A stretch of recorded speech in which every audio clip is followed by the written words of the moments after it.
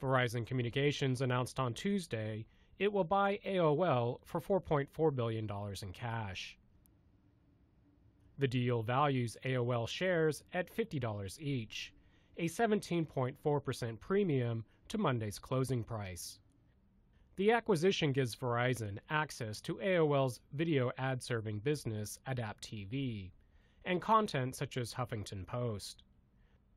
Verizon has 5.7 million video subscribers who are capable of streaming television content to mobile devices. Video and programmatic advertising is a growth area for AOL, helping to push ad revenue 7.2% to more than $600 million in the first quarter. In 2013, AOL bought AdaptTV for $405 million. Last year, Yahoo bought video ad-serving platform Brightroll for $640 million, while Facebook purchased LiveRail for a reported $500 million.